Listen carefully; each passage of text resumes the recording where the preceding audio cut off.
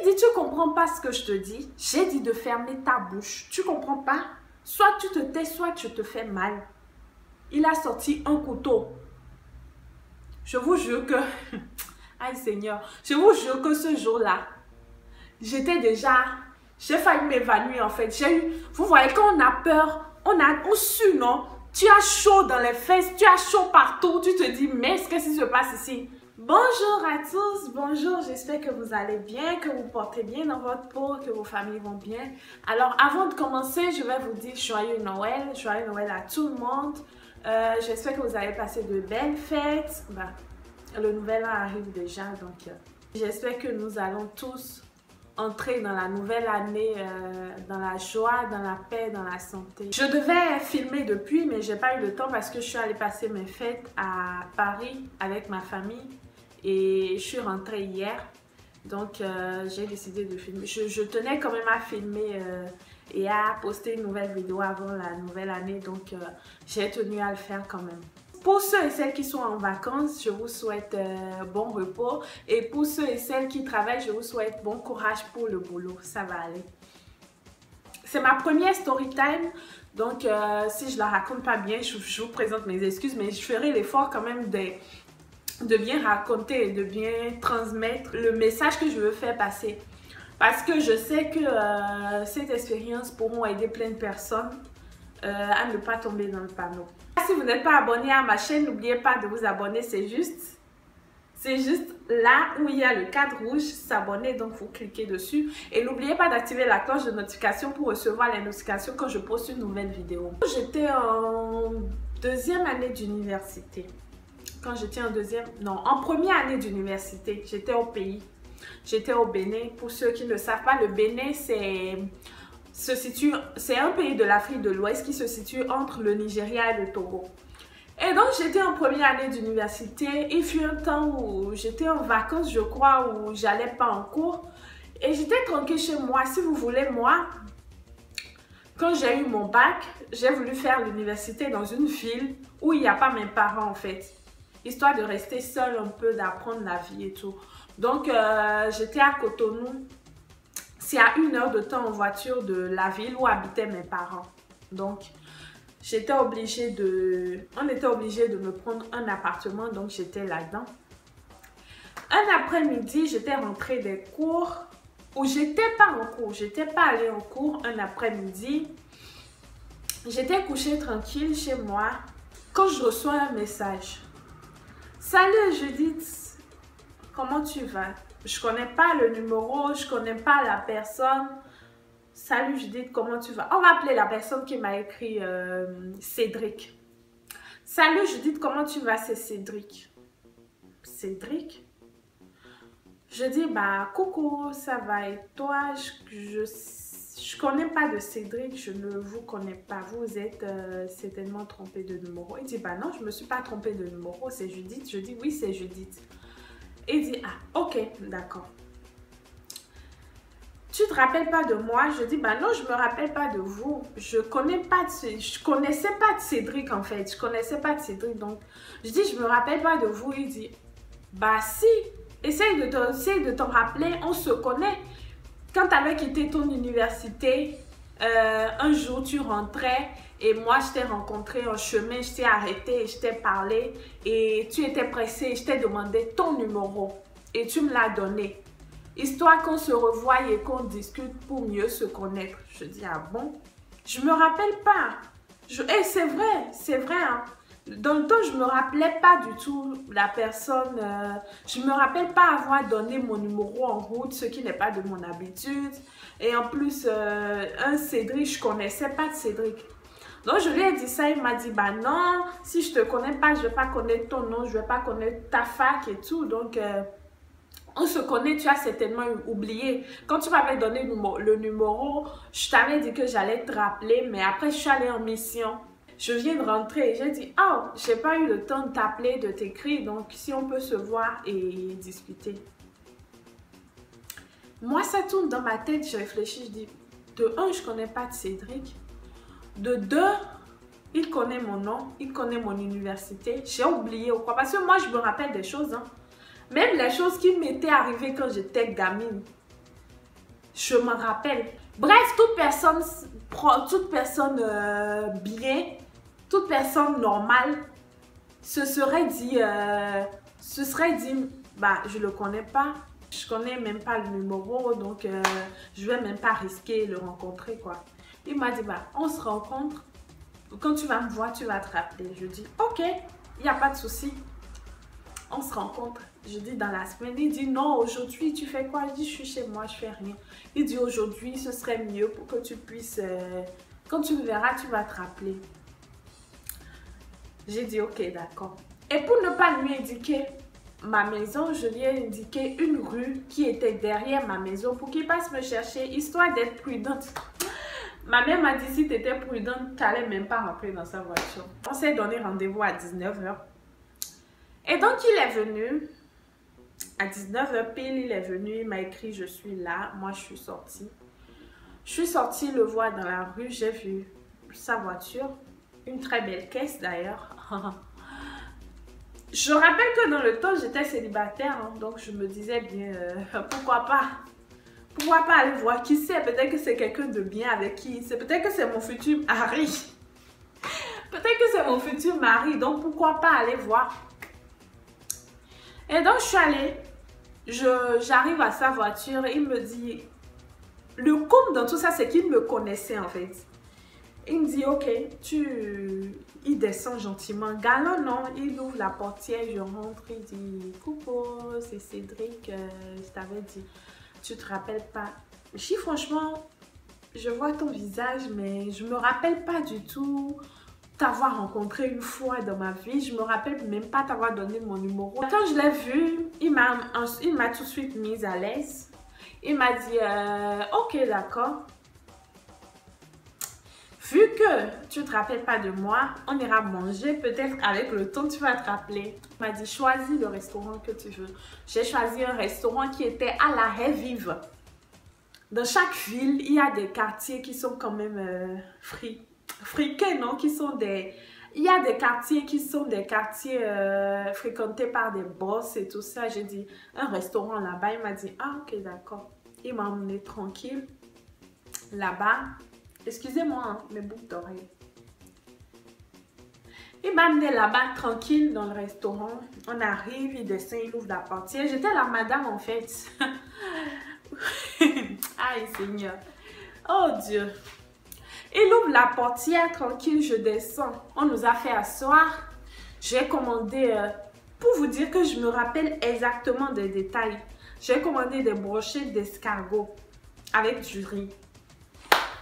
Lui, il n'a pas commandé à manger, il a juste pris un jus d'orange. Je lui ai demandé, mais pourquoi tu ne manges pas? Il dit non, il n'a pas fait, il a déjà mangé. Donc, je peux manger tranquille, de ne pas être gênée et tout. Je dis, ok. De toute façon, moi, devant la nourriture, je ne suis jamais gênée. Donc, pas besoin de me dire ça. Je lui ai dit ça, il a rigolé. Il dit, mais toi, tu parles beaucoup. Hein. Je dis, bah...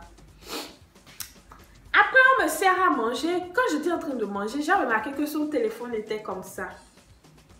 Il était assis, mais son téléphone était comme s'il me prenait en photo, tu vois. Mais moi, je me disais, bah non, peut-être qu'il est en train de jouer. Après, je lui demande, tu me prends en photo? Il dit non. Et même si je te prenais en photo, où est le problème? Tu es jolie, c'est normal. Je dis, bah non, c'est pas bien de faire ça sans demander quand même. Il dit, non, non, je te prends pas en photo, t'inquiète, je te prends pas en photo. J'ai dit, ok. J'ai bien mangé, on a rigolé, il m'a demandé des trucs sur ma famille. Il s'est intéressé à moi, non? Moi, comme une conne, j'ai raconté, j'ai 2 soeurs, j'ai 2 frères, ma mère est à Porto, mon père est ici. J'ai commencé à bavarder comme si on m'avait saoulé en fait, tu vois. Une personne que tu as vue, tu te rappelles même pas de quand tu l'as vue. Tu te rappelles même pas de si c'est vraiment toi qui lui as donné ton numéro. Et tu te mets à raconter ta vie. Bref, j'étais moi-même, non. J'ai commencé à raconter ma vie, à bavarder, bavarder, bavarder, bavarder, bavarder. Je ne vous raconte pas. Alors que, vous voyez, chez nous, avant de tuer les poulets, avant de tuer les coqs, on leur donne d'abord de l'eau à boire. Vous voyez, non? Quand tu prends le coq comme ça, tu veux le tuer, tu lui donnes d'abord de l'eau à boire. C'est ce qu'il me faisait, il me mettait à l'aise avant de me... J'ai mangé tranquille. Après, il dit, ok, on rentre. Je te dépose. Déjà, ça m'a fait bizarre. Je dis, tu me déposes. J'ai dit dans mon cœur, tu me déposes. Du genre, oui, on a parlé, mais tu me dis même pas, tu m'intéresses ou... Je sais pas, quand tu rencontres un homme, c'est pour une finalité, non?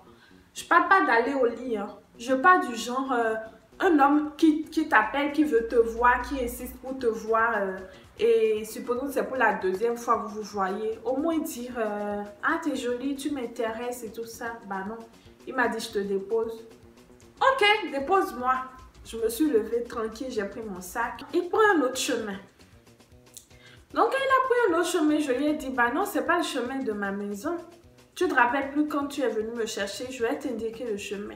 Il me dit, ferme ta gueule. Je me disais peut-être, il rigolait, non, tu vois. Je lui dis, non, arrête de rigoler. Je dis, c'est pas le chemin de ma maison. T'avais pris un chemin. C'est par là, t'avais pris quand tu venais me chercher. Tu te rappelles plus. Je vais t'indiquer le chemin. Tu as pris un autre chemin carrément. Il me dit, j'ai dit, tais-toi. J'ai dit, qu'est-ce qui se passe ici? J'ai dit, tu as quoi? Je t'ai mal parlé. J'ai dit quelque chose que tu n'as pas aimé. Pourquoi tu me parles comme ça? Il dit, je dis, tais-toi. Tu m'entends? Je ne vais pas me répéter plusieurs fois. J'ai dit, tais-toi. Après, il continue. Il prenait en plus un chemin que moi, je ne connaissais pas. Parce que si on t'emmène où tu connais, au moins tu sauras comment rentrer, tu vois. Mais si on t'emmène, on prend un chemin que tu ne connais pas, comment tu vas rentrer? Tu ne sais même pas où la personne t'emmène en fait. J'ai dit, Seigneur Dieu, qu'est-ce qui se passe ici? Je dis, maintenant tu me déposes là. Si tu n'as pas envie de me déposer chez moi, tu me déposes là, je vais prendre un taxi, d'accord? Il n'y a pas de souci, dépose-moi là, je vais prendre Zem. Zem chez nous, c'est les motos en fait. On a des motos les motos sont plus fréquentes, tu vois, que les voitures, les taxis. Ne m'emmène même plus chez moi. Dépose-moi, je vais prendre Zem, ça ne me dérange pas. Il dit, tu comprends pas ce que je te dis? J'ai dit de fermer ta bouche. Tu comprends pas? Soit tu te tais, soit tu te fais mal. Il a sorti un couteau. Je vous jure que... Aïe Seigneur. Je vous jure que ce jour-là, j'étais déjà... J'ai failli m'évanouir en fait. J'ai eu... Vous voyez, quand on a peur, on sue, non? Tu as chaud dans les fesses, tu as chaud partout. Tu te dis, mais qu'est-ce qui se passe ici? J'ai dit, Cédric, je t'ai fait quoi? Pourquoi tu sors un couteau? Hein? Pourquoi tu sors un couteau? Tu veux me sacrifier? J'ai commencé à dire, Seigneur, sauve-moi. Sauve-moi, Seigneur, je n'ai personne. Hein. Je n'ai pas fini de vivre ma vie. Je n'avais que 20 ans. Sauve-moi. Sauve-moi, Seigneur. Tu ne m'as envoyé nulle part, mais je t'en supplie, viens me sauver. Je ne veux pas mourir. J'ai commencé à crier. Je dis, je ne veux pas mourir maintenant, Dieu. Je ne veux pas mourir. J'ai encore plein de choses à vivre dans cette vie. Hein. Je n'ai pas fini de faire ma vie. Je ne veux pas mourir. Hein. Viens me sauver, Seigneur. Seigneur, sauve-moi. Dans le temps, ma mère nous avait offert des colliers où il y avait la croix de Jésus. Elle nous avait offert ça à mes soeurs et moi. Et donc, je garde le collier. Je dis, Seigneur, sauve-moi. Seigneur, sauve-moi. Seigneur, sauve-moi. J'ai commencé à dire ça dans mon cœur. J'ai dit, Seigneur, pardon. Pardon pour mes péchés. Je t'en supplie, pardon. Pardon, mais ne m'abandonne pas. Je t'en supplie, ne m'abandonne pas. Sauve-moi. Sauve-moi, Seigneur. Tu ne m'as envoyé nulle part, mais viens me sauver, je t'en supplie. Je ne veux pas mourir maintenant. J'ai commencé à dire ça intérieurement dans mon cœur parce que le mec avait sorti un couteau. Je me disais, mais... J'ai commencé à lui demander, tu veux me sacrifier? Tu veux me sacrifier? Je t'ai fait quoi? Je t'ai fait quoi? Je te connais où? Il m'a dit, tu m'as rien fait. Écoutez la réponse. Hein. Tu ne m'as rien fait, mais tu as offensé une personne proche à moi. Je dis, et qui est? Dieu. Dieu, tu es où? Aïe, Seigneur Dieu. Je ne comprends pas qu'il puisse exister des personnes aussi méchantes dans ce monde. Je ne comprends pas. Quand on sort le couteau, c'est pourquoi si ce n'est pas pour faire du mal. Jusque-là, je ne sais pas où il m'emmenait. Je sais juste qu'il m'a emmené dans une zone, dans une brousse, où je ne voyais personne.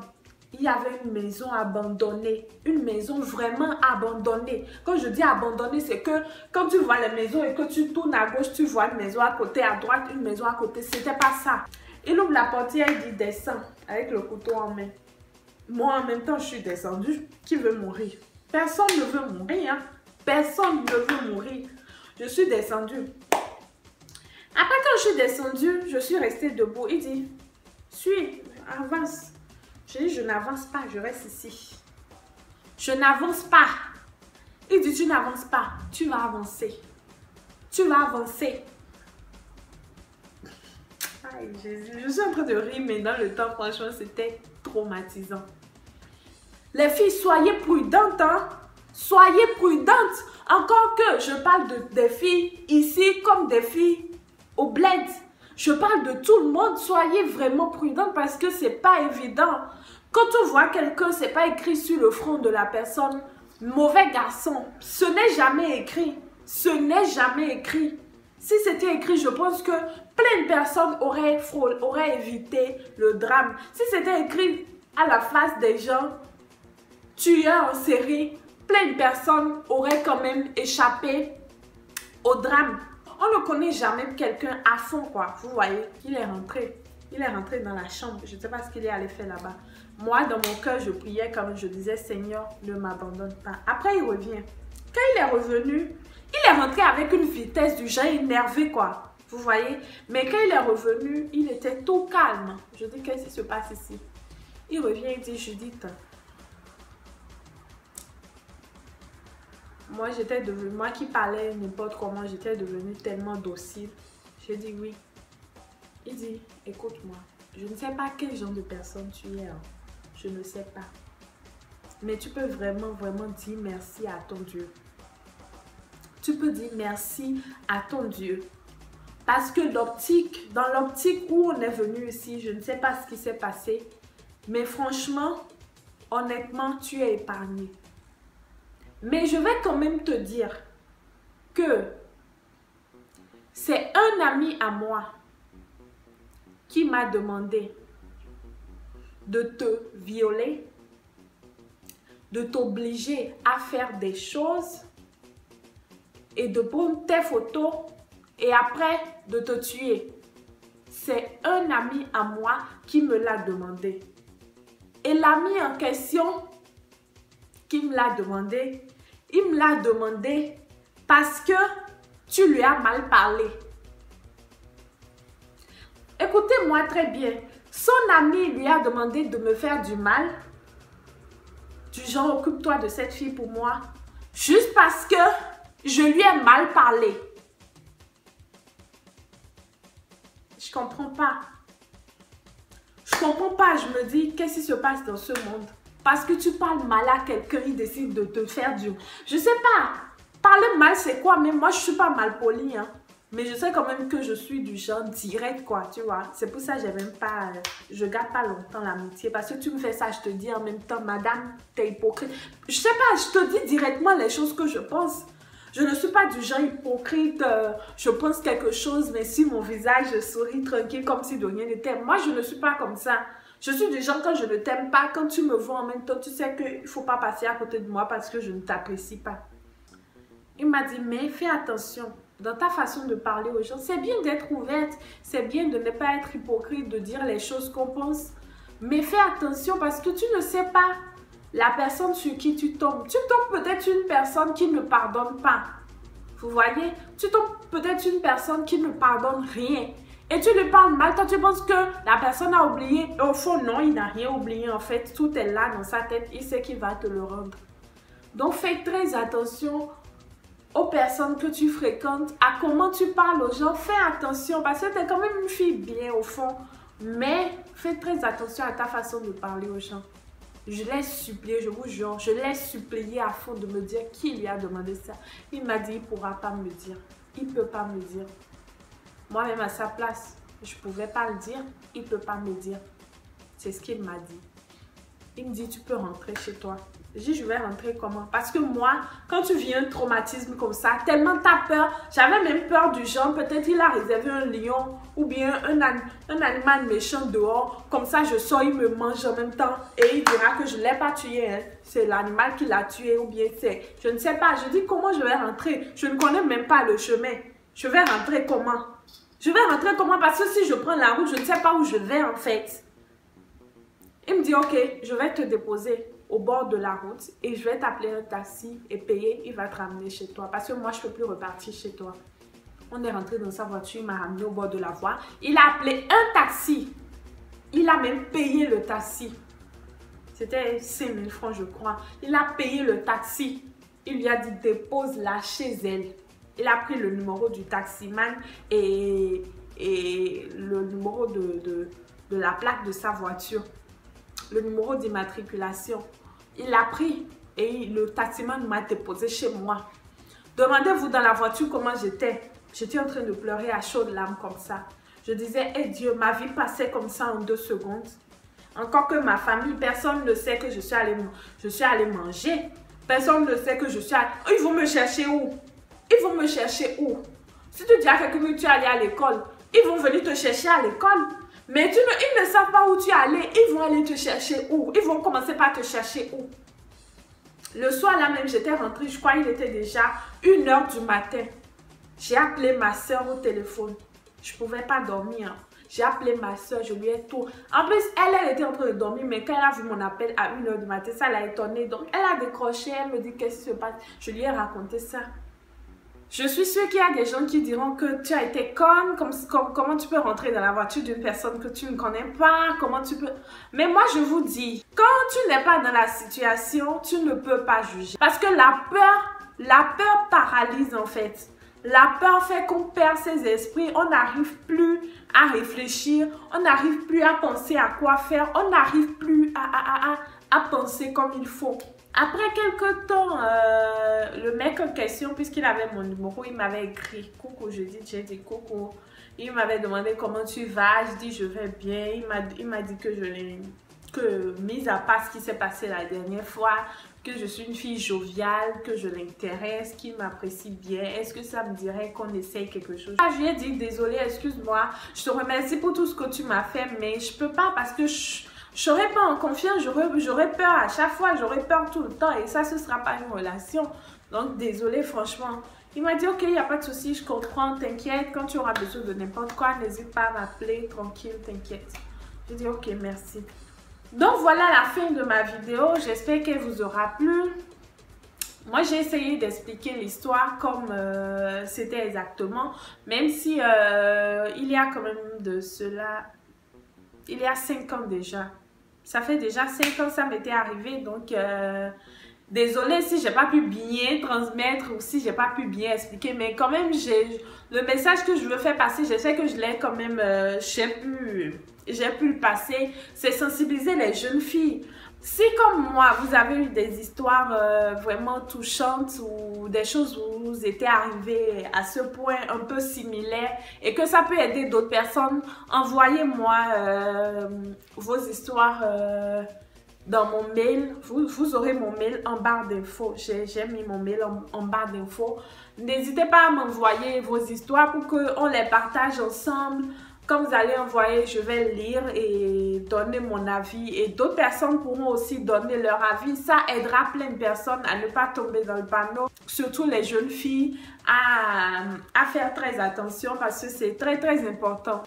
Alors, merci de m'avoir suivi. Si vous n'êtes pas encore abonné, n'oubliez pas de vous abonner et de cliquer la cloche de notification pour recevoir la notification quand je poste mes prochaines vidéos.